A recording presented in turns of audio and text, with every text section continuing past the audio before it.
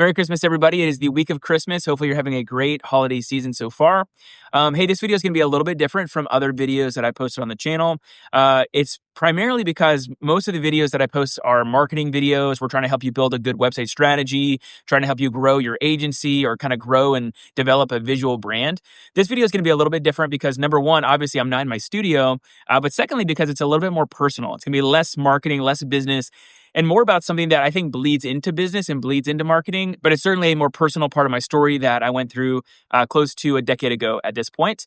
And really the theme of the video or the theme of this chapter of my life is the word intentionality. And it's something that for a long time, I just didn't really have much of, if any of it. And intentionality is so important. And we're going to get into why it's important and kind of how being more intentional actually saved my life and changed my life in so many different ways. But before we do that, let me paint a picture for you of what my life looked like with the absence of intentionality, because in so many areas of my life, I just was not being intentional. So this part of the story takes place probably 2 or 3 years after graduating from college. I had my very first full-time job in a very small design studio in a very small town, and I lacked intentionality in every single part of my life, primarily in what I was eating. And if you don't have intentionality in what you eat, then it shows by the numbers on the scale. And so I had a huge wake-up call. I was actually asked to be a groomsman in a friend's wedding, and I was honored that he asked me to do that, so I said yes. And if you've ever been in a wedding or in a bridal party at a wedding, then you know that there's tons of photos. And so when the photos came back and people were starting to post these photos on social media, I literally remember the day that I was in my apartment and I went on Facebook and I saw the photos and I saw myself and I couldn't believe what I was looking at. I had gained so much weight. My hair was long and scraggly. I had just this terrible beard that was super patchy. There was dark circles under my eyes and I just looked tired and sickly and my skin was kind of white and pasty. And I just remember thinking like, what on earth happened to me? I wasn't always this way.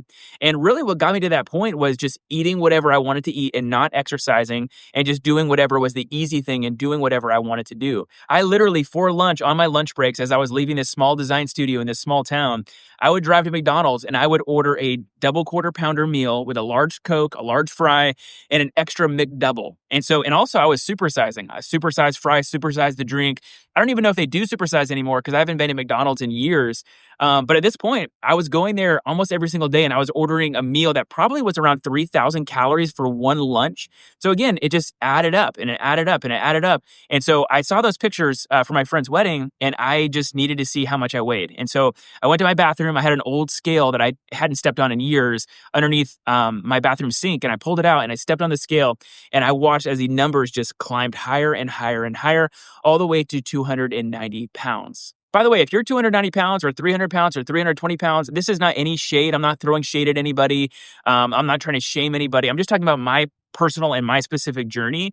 And I was never this heavy. For most of my adult life, I might have been around the 230, 240, but I could not believe that I actually climbed all the way up to almost 300 pounds.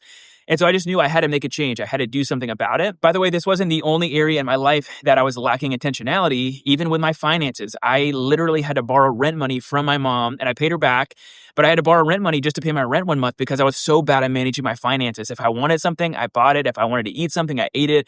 If I didn't want to get off the couch, I didn't get off the couch. I did what I wanted to do and I didn't do the hard thing. I had no discipline. And again, I lacked intentionality. This also bled into my other relationships too, with friendships and with family, and even my walk with God. I'm a born-again Christian. I love Jesus. And in this season of my life, I just wasn't actually putting in the time to read the Bible and to pray and to spend time with God. And so again, in every single area of my life, I just wasn't intentional. And so I knew I needed to do something. I needed to make a change. Around this time, I found Dave Ramsey. And one of the things that he says, which I just love, it's a beautiful quote, which is, adults devise a plan and follow it. Children do what feels good. And that's totally true. Children do what they want to do. Adults actually see where they want to go. How do we get there? And then how are we actually going to devise a plan and not just make a plan, but actually see it through and actually follow the plan to completion. So that's what I did. I pulled out a piece of paper and a pencil and I began to dream and plan and figure out, okay, if I wanted to actually lose 20 pounds, what would that look like? What would I actually have to do? Well, I put myself at a caloric deficit and then I said, okay, I'm going to cut out drinking soda. I'm going to cut out my calories that are coming from drinks. I'm going to just kind of do the common sense diet of no more fast food, no more McDonald's. At this point in the story, I didn't even really want to go to a gym, but I knew I needed to get some exercise. And so my roommate at the time, his name is Nick, and great friend of mine to this day. And we would go for jogs together and go for runs together. And I was so bad at running, I could hardly run a mile. And over time, being at a caloric deficit, just kind of cutting out common sense things that shouldn't be in my diet, and then just trying to be a little bit more active and exercise a little bit, I saw the weight start to come off first by the scale And then eventually I could even tell the difference in the mirror as well. And sure enough, I lost 10 pounds and then 20 pounds and then 30 pounds and then 40 pounds and then 50 pounds.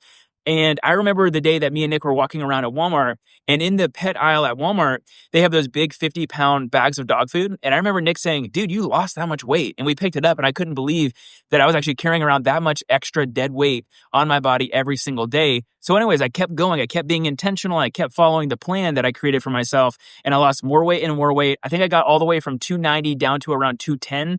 And to this day, I'm around 215 or so. But again, I attribute all of this to actually devising a plan and following it, building something that is intentional. And again, with my faith, it was the same way. With my relationships and my friendships, it was the same way. With my finances, it was the same way. Another thing related to finances is when I graduated from college, I had around $26,000 in student loan debt, which I know some of you guys might have 50,000 or 100,000. So 26,000 might not seem like a lot to some of you, but to me, it was just world shattering. I was like, how am I going to ever pay off $26,000 worth of student loan debt?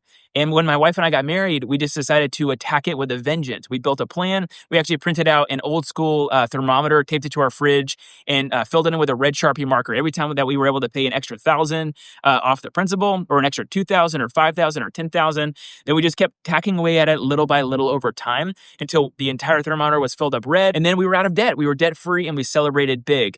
And so again, it was an act of intentionality, making a plan, saying, okay, where am I at currently? Where do I want to go? And then what action plans, what action steps do we actually need to put into place? And then follow those action plans and follow those action steps in order to actually see results and in order to actually reach the goals that we want to reach. So at this point, you're probably wondering, well, does this have anything to do with marketing or website design or website strategy or building a business? And while I would say that intentionality is hugely important in your personal life, it's also important in your business life. And it's also important if you're actually wanting to build a brand and build a marketing system that's actually going to get you results. I'm in the trenches every single day with people who are trying to build brands. And the biggest thing that I see is that there's no intentionality. People just use AI to spin up a logo real quick, or they use AI to build a website, or they're just choosing a Squarespace template for their website and calling it a day, changing out their logo, and then that's it. That's your new website. Well, if you're not actually putting in the work to actually build something that is communicating the right things to your specific audience in your specific industry, then you're doing yourself a disservice. You need to get off the proverbial couch with your marketing and with your branding and with your website and actually put in the legwork, get out a piece of paper and a pencil, build a plan, figure out what are the key action items that we need to do if we actually want to have a successful website, if we actually want to have a brand that's actually going to get us more traffic, get us more sales, get us more donations. And then you need to actually do the thing, follow the plan, see it through. To drive home the point in a different way to show you how important that word intentional is in my life and also in my business, our mission statement at Ritchey Creative is we are a creative agency that leverages intentional creative services to help our customers and our clients do more good in the world. If you're a business, you're solving a problem, you're making somebody's life better, you're doing good. If you're a nonprofit, you're feeding the homeless, you're doing good in the world, you're making your community better. If you're a church, you're connecting people with Jesus or connecting people with something bigger than themselves, and you're doing good in the world. But if you're not leveraging intentional creative services and you're just kind of calling it a day and sort of taking the lazy approach or the template approach or the cookie cutter approach, there's a good chance you're not going to actually be able to do as much good as you could if you were actually leaning into really intentional strategies and building an intentional plan and actually following it. Now, I'm not saying that you have to follow our system or our plan or purchase our services or our books. You can create your own system, create your own plan. But whatever you do, you need to actually create something that's intentional and on purpose. If you are interested, of course, we can help you build something intentional from scratch with our done-for-you services like website design or building your logo for you. Or if you want a more done-with-you approach, we also offer coaching, one-on-one live Zoom calls where we get to know your specific church, your specific business, your specific nonprofit, and we just coach you through it. We help you think through all the different things that you need to be thinking about from a marketing perspective, and we'll give you the guidance and best practices and our experience so that you can have the best chance at success. Or maybe you want to take the DIY approach and actually do it yourself. You can purchase my new book, The Website Strategy Roadmap, at websitestrategyroadmap.com. It is a clear guide to an intentional website strategy from the time that you start the book to the time the book is finished. It will guide you through the process of actually building an intentional plan that's actually going to help you get more leads, more donations, and more sales by building an intentional website strategy. Well, hopefully you enjoyed this video. I know it was a little bit different from some of the other videos on the channel. If you enjoyed this format and you'd like to see more like this in the future, feel free to let me know in the comments below. Again, a huge thanks to everybody who likes these videos and supports the channel. It means a ton to me personally, so thank you so much. Remember, you can't use up creativity. The more you use, the more you have. Stay creative, and we'll catch you next time.